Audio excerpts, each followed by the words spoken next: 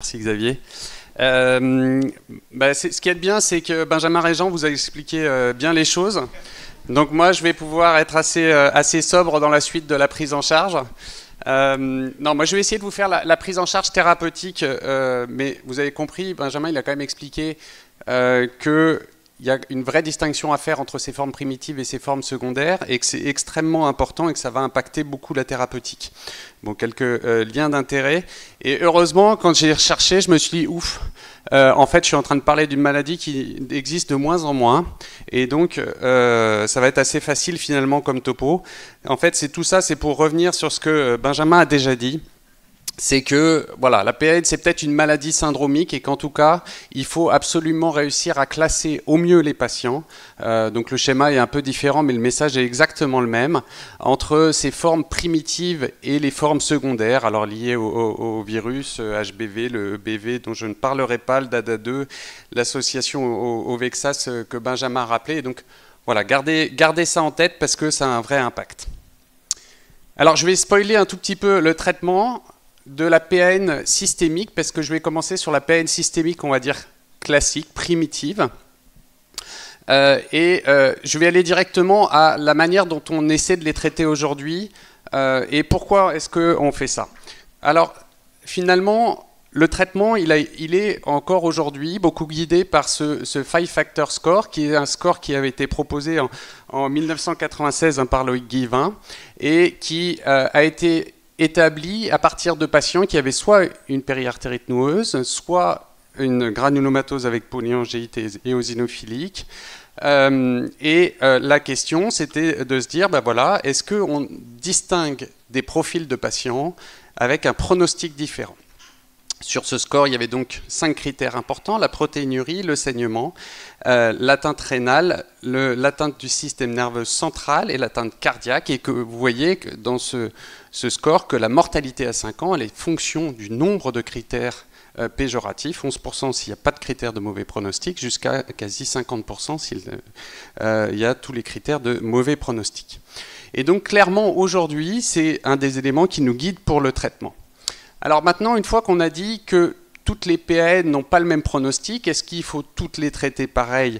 Eh bien, revenons et rembobinons le film et on va remonter finalement assez loin, jusque dans les années 80, avec ces premières publications en 79 qui disaient que sur des vascularites nécrosantes qui ressemblaient et qui étaient étiquetées PAN à l'époque, non contrôlées malgré la corticothérapie, il y avait un intérêt du cyclophosphamide dans ces études.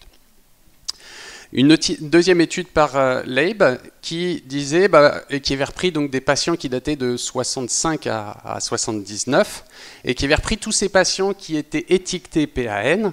Et chez ces patients, il disait, voilà, il y a ceux qui sont avec du soin de support, clairement ça ne marche pas très bien, ils vont mourir. Ceux qui ont des corticoïdes seuls, il y a une survie qui est meilleure. Et ceux qui reçoivent des immunosuppresseurs et des corticoïdes, ils ont une survie qui est encore meilleure, ce qui soutient l'idée qu'il faut avoir un immunosuppresseur dans la PAN.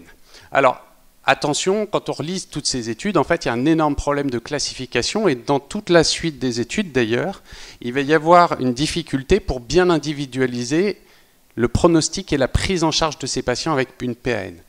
Dans la plupart des essais et études de l'époque, ils sont souvent mélangés avec des PAM sans facteur de mauvais pronostic et avec ce qu'on classifierait aujourd'hui comme des EGPA. Donc il faut être très prudent sur l'interprétation de ces données, mais voilà, en tout cas, il y a quand même cette idée qu'il y a besoin d'un immunosuppresseur et peut-être de l'endoxan pour les patients sévères. Mais quand on regarde, c'est le premier essai un des premiers essais dans la PN ou le GPA, donc dans les années 80, et finalement, l'endoxan s'est révélé relativement décevant, puisqu'il y avait peut-être moins de rechutes, mais vous voyez qu'il y avait 19 patients sur les 71 qui décédaient, il faut être vigilant sur deux choses. D'abord, n'était pas pris en compte le statut HBV pour cette étude, et la deuxième chose, c'est que le traitement qui était considéré comme un traitement standard à l'époque, c'était corticoïde avec échange plasmatique. Donc finalement, l'endoxan n'était peut-être pas si merveilleux que ça, et donc il va y avoir beaucoup d'essais qui vont être effectués avec différents protocoles. Et alors j'ai essayé de vous les résumer comme ça pour que vous arriviez bien à suivre un peu l'évolution historique. Donc le premier essai que je vous ai présenté, donc c'est dans les années 80, le cyclophosphamide, vous voyez qu'il est en add-on selon la randomisation, mais qu'il peut y avoir des PAN HBV plus ou moins. Le deuxième essai par la suite, années 83 à 88, on retire les PAN HBV, donc il reste des EGPA et des PAM sans facteurs de mauvais pronostic. Et on a donc un traitement avec corticoïdes, les échanges plasmatiques qui sont randomisés, parce qu'on commence à se poser la question de savoir si ces échanges plasmatiques ils doivent être proposés à tout le monde, et que le cyclophosphamide n'est que en rattrapage.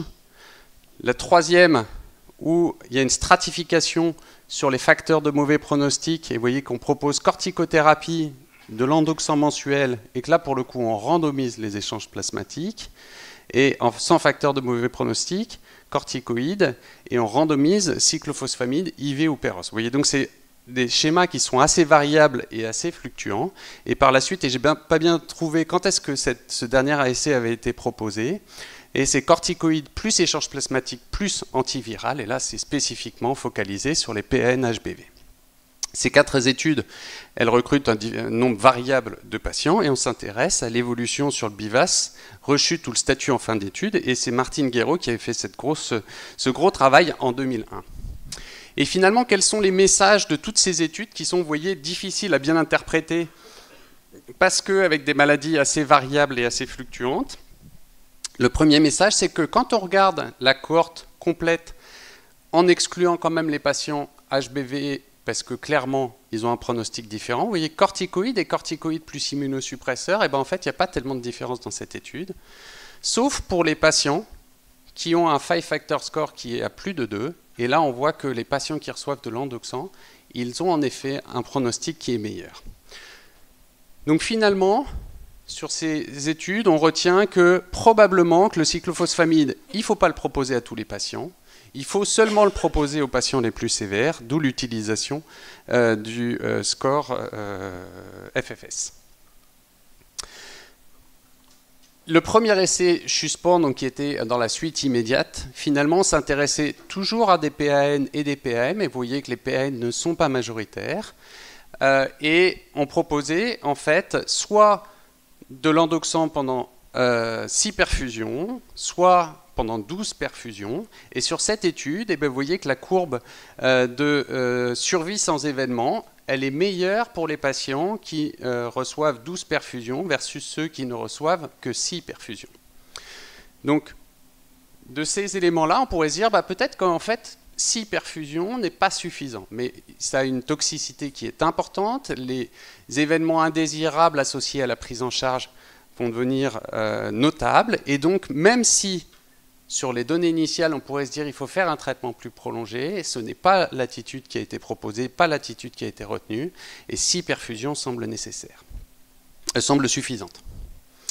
Le deuxième élément, c'est quand on regarde finalement sur la stratification en fonction du phénotype, et ça c'est le schéma de droite, alors vous allez avoir du mal à identifier, moi aussi, mais croyez-moi, les PAN sont celles qui rechutent le moins, et les PAM, les polyangiotes microscopiques, rechutent plus. Et ça, c'est un des éléments que Benjamin avait souligné, c'est-à-dire que les PAN qui rechutent, ça doit alerter parce que c'est a priori une maladie qui va moins souvent rechuter que les autres. Donc l'intérêt de prolonger l'endoxan est questionné, et finalement, dans cette étude de suivi à long terme qu'avait fait Maxime, il y avait donc les 65 patients qui avaient le Chuspon, dont 64 qui n'ont pas été, qui ont pu être analysés. Donc le suivi à long terme, c'est qu'il y avait cette randomisation 6 ou 12 cures. Et donc quand on regarde, finalement, le nombre de cures de cyclophosphamide, vous voyez qu'à long terme, qu'ils aient reçu 6 ou 12 perfusions, le pronostic sur la survie et la survie sans rechute est identique. Et encore une fois, on retombe bien sur cette idée que selon la vascularite, la PAN rechute moins que la PAM, et c'est important de le retenir. Donc pas d'intérêt de dépasser 6 bolus sur le suivi à long terme, même si sur le très court terme, il peut y avoir un intérêt.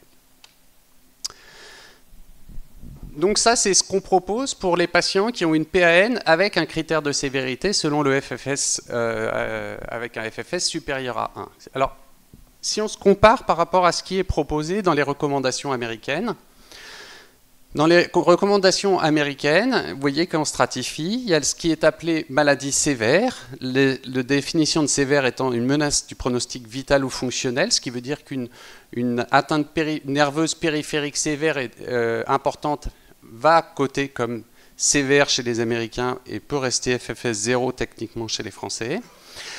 Et il propose du cyclophosphamide en association à la corticothérapie. Donc chez ces patients-là, on est en accord. Si on continue à réfléchir sur les schémas d'endoxan pour ces patients sévères, est-ce qu'on peut encore essayer d'alléger, notamment au vu de la toxicité associée de la corticothérapie et de l'endoxan? Donc il y a cette étude qui avait été effectuée par Christian Pagnoux, qui cherchait à deux choses, se poser la question de la réduction du schéma d'endoxan et du schéma de corticothérapie. Donc le schéma de référence des années 2010 c'était de proposer chez des patients de plus de 65 ans de l'endoxan à 0,5 g par mètre carré avec un schéma J1, J15, J29, puis après tous les 21 jours, et de faire une corticothérapie qui est extrêmement prolongée puisqu'elle durait 26 mois. Et on proposait cet endoxan seulement pour les patients FFS supérieur à 1. Et dans le bras expérimental, c'était des perfusions fixes d'endoxan associées à une corticothérapie qui est ramenée à 9 mois. Donc vous voyez que c'est un petit peu compliqué parce qu'il y a des variations à la fois sur la corticothérapie et sur le schéma d'endoxan. Sur ce le critère de jugement principal de cette étude, c'était sur la survenue d'effets indésirables. Et vous voyez qu'il y a finalement très peu de patients qui avaient une PAN, avec quand même une tendance à avoir moins d'événements indésirables graves dans le groupe expérimental versus le groupe conventionnel, ce qui suggère qu'il pourrait y avoir un intérêt à faire des schémas un peu réduits dans cette population de plus de 65 ans, qui est à risque de complications de l'endoxan et de la corticothérapie en particulier. Le seul problème, c'est que c'est difficile d'extrapoler pour les patients qui ont une PAN, parce que vous voyez, ils sont largement minoritaires dans cette étude, et que leur appliquer ce raisonnement est peut-être une erreur sans qu'on sache exactement. Si on passe maintenant au PAN sans facteur de mauvais pronostic, c'est là aussi pas toujours facile de répondre. Il y a l'essai Chuspan qui avait été effectué il y a de très nombreuses années. L'essai Chuspan partait donc du principe que ces patients sans facteur de mauvais pronostic ont une mortalité qui est moindre et peut-être pourraient être pris en charge par un protocole moins lourd. 124 patients screenés, 98 randomisés. Le traitement de première intention, c'est la corticothérapie seule, et finalement, ne sont randomisés dans un bras thérapeutique que ceux qui ne répondent pas à la corticothérapie initiale, donc soit en échec primaire, soit en rechute et en événements secondaires. Donc il y a les échecs primaires, 24 patients, et ceux qui rechutent dans le suivi, qui vont pouvoir être randomisés. Donc finalement, il n'y a que 39 patients qui vont être randomisés, avec une randomisation qui va être faite selon deux possibilités, soit l'azatioprine, soit le cyclophosphamide. Le traitement, c'était une corticothérapie, et vous voyez que là, pour le coup, il y a 58 PAN, donc on peut estimer que ça va suffire. Alors, je suis désolé parce que c'est un peu flou, passe visiblement pas très bien. En gros, moitié-moitié sur la randomisation sur cyclophosphamide et azatioprine. Et quand on regarde et qu'on va directement en bas, on voit que le nombre de morts, il est de façon un peu étonnante, un peu plus élevé dans le groupe endoxan, en lien avec la vascularite, alors qu'il est moins élevé dans le groupe azatioprine, avec entre guillemets un meilleur contrôle de la vascularite. De ces éléments-là, donc il y a deux choses, c'est que la première, un certain nombre de patients ne vont pas avoir besoin d'immunosuppresseurs, c'est quasiment la moitié des patients qui ont été inclus dans l'étude. Et la deuxième, c'est que il n'y a pas d'intérêt a priori à faire du cyclophosphamide chez ces patients-là. En tout cas, ça ne fait pas mieux que l'azatioprine. il y a l'étude de Xavier qui s'intéresse toujours à ces patients. Donc, chez ces patients moins sévères, pas d'intérêt à l'endoxan. Est-ce qu'on peut leur proposer un traitement par azatioprine? Donc, avec une randomisation selon 2 bras, azatioprine ou placebo, et le critère de jugement principal qui est sur la rémission ou l'absence de rechute à M24. Et de façon un peu surprenante, alors qu'on avait l'impression dans différentes études auparavant que ça pouvait quand même avoir un intérêt, et bien finalement, pas de différence sur le critère de jugement principal selon quelle que soit la vascularité sous-jacente.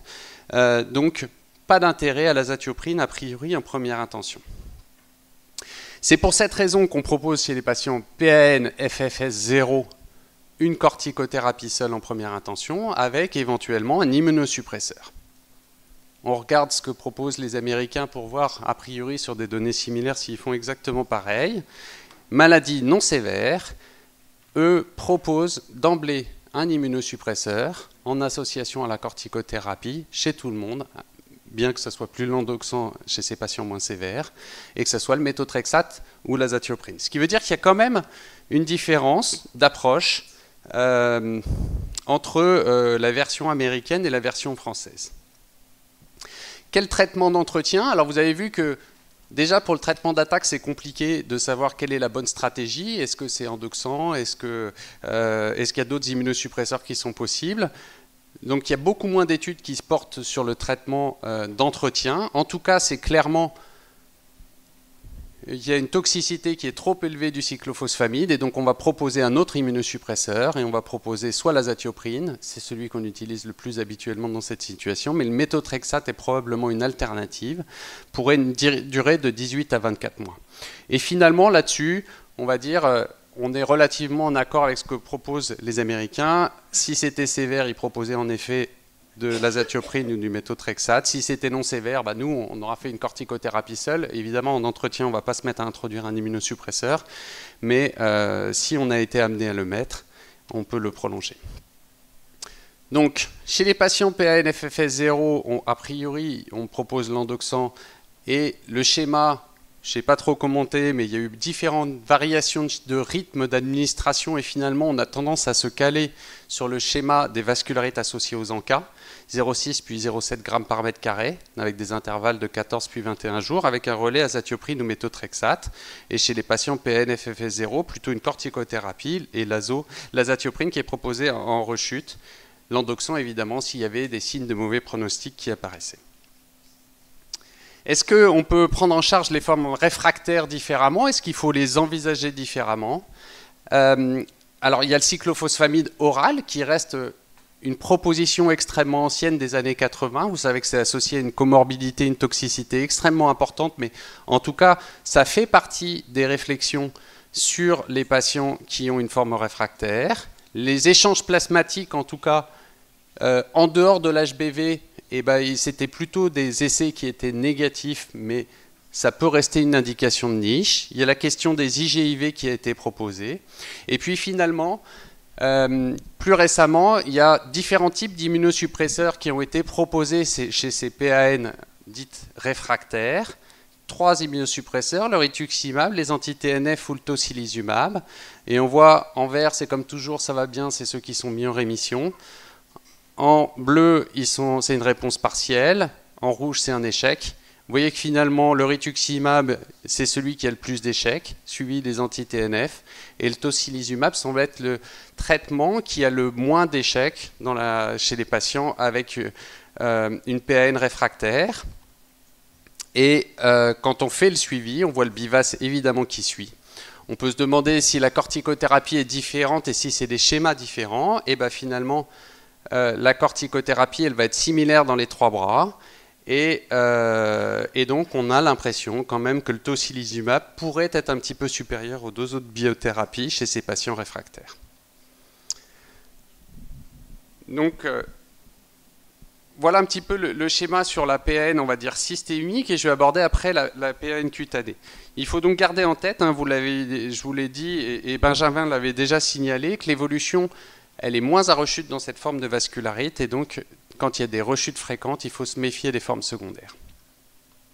Alors, la PAN cutanée, est-ce que c'est vraiment une atteinte d'un seul organe et de la peau? Est-ce que c'est une forme localisée de PAN systémique? Benjamin a déjà insisté dessus. En tout cas, sur les PAN cutanés du sujet jeune, je vous alerte dessus, mais Benjamin l'a déjà fait sur le risque d'association aux mutations d'ADA2. Et donc, dans ce travail qui avait été fait avec Thomas Bettuzzi, c'est une cohorte rétrospective de 68 patients qui avaient un phénotype dit PAN cutané. J'insiste sur le fait que dans cette PAN cutanée, s'il y a des signes neurologiques, ils ne sont que dans le territoire de l'atteinte cutanée et ils ne sont pas, c'est pas la multinévrite extensive sans signe cutané associé. On a accepté comme atteinte neurologique vraiment que des dysesthésies dans le territoire cutané. Et en effet, hop là, on peut proposer dans ce cas-là d'autres approches thérapeutiques, alors qu'on ne voit pas toujours très bien sur ce schéma, mais en tout cas il y a la colchicine qui peut être proposée, la dapsone qui est en orange qui peut être proposée, l'hydroxychloroquine pourquoi pas, et puis après on tombe sur azatioprine, méthotrexate, l'endoxan même pour certains, les IGIV. Le message c'est qu'on voit qu'il y a des patients qui n'ont besoin que d'une ligne thérapeutique, hein, on part du centre et on va vers la périphérie, mais il y a un certain nombre de patients qui vont avoir besoin de 2, 3, 4 lignes thérapeutiques et qui restent assez difficiles à bien contrôler.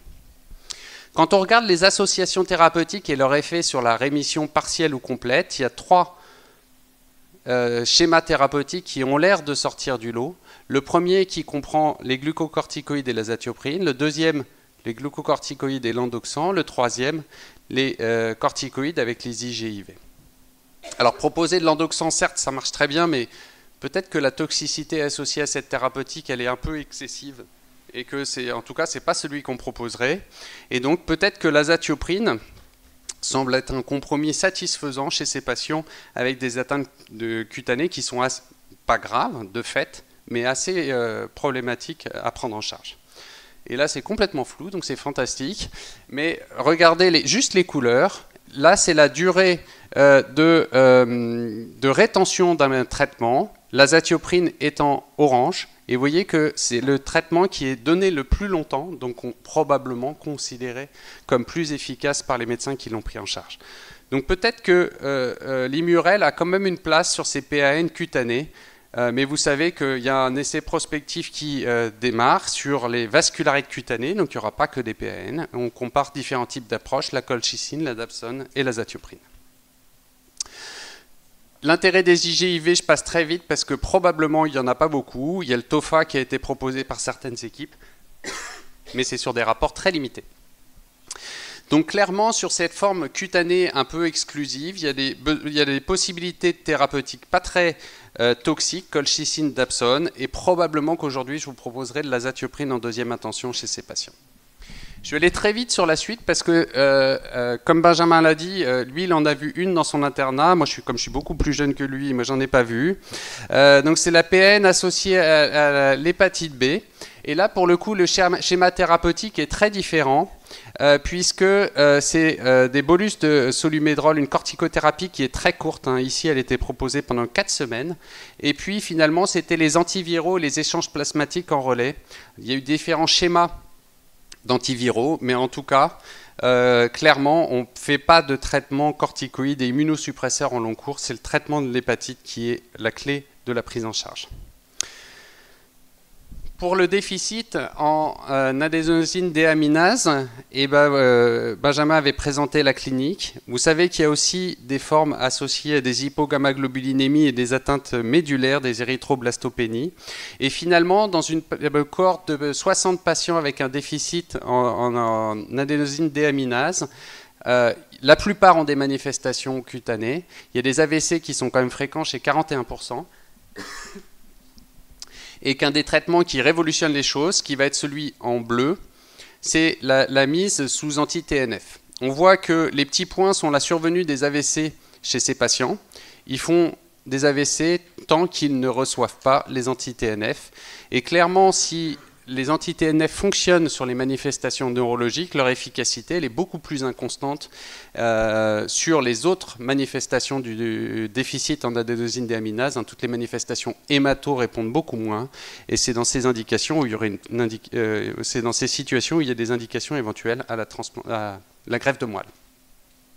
Le VEXAS, c'est un chapitre, un grand chapitre hein, qui associe les chondrites, les manifestations cutanées, hémato, les vascularites. Et vous voyez qu'en fait, dans le VEXAS, il y a des vascularites des vaisseaux de moellin calibre, dont la PAN. Donc il y a quelques cas rapportés. Et chez ces patients, il y a des approches différentes qui sont les JAK inhibiteurs, les inhibiteurs de l'interleukine 6, avec cette publication qui montrait que les JAK inhibiteurs, et peut-être en particulier le Ruxo, pourraient avoir un intérêt, bien que cette publication soit pour l'instant... Enfin, sur l'intérêt des JAK inhibiteurs, certainement, sur le Ruxo spécifiquement, ça reste une question. Et enfin, il y a les PAN satellites des myélodysplasies.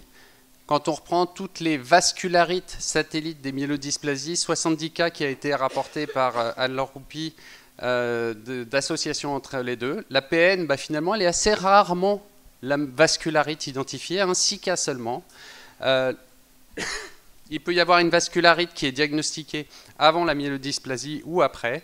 2 éléments importants de réponse. La première, c'est que la progression en leucémie aiguë, elle est moins fréquente chez les patients qui ont une vascularite associée au syndrome myélodysplasique. Et la deuxième, c'est que la survie n'est pas modifiée dans cette cohorte, d'avoir une vascularite versus une cohorte qui a simplement une syndrome myélodysplasie.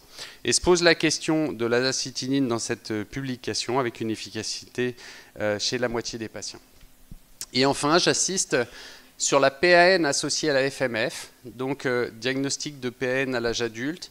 Il y a fréquemment une atteinte cutanée. Il y avait sur quelques patients, ça reste 10 patients très parcellaires, mais des hématomes périrénaux sur des microanévrismes, multinévrites, des signes systémiques. Et vous voyez qu'il y a quelques patients qui ont reçu de l'anakinra avec une bonne efficacité. Donc si on doit retenir les choses, c'est que c'est extrêmement important de distinguer les différentes formes cliniques entre la PN systémique primitive et les formes secondaires. La stratégie, elle est toujours guidée par le FFS sur la toxicité médicamenteuse. Évidemment, quand il y a de l'HBV, c'est parfaitement différent, mais en tout cas, ces PN primitives, elles sont en décroissance. Habituellement, elles rechutent moins que les autres vascularites et les rechutes doivent faire envisager une forme secondaire. Et le schéma thérapeutique, comme il est extrêmement dépendant de cette nosologie sous-jacente, c'est important de bien classer nos patients pour les prendre en charge. Je vous remercie de votre attention.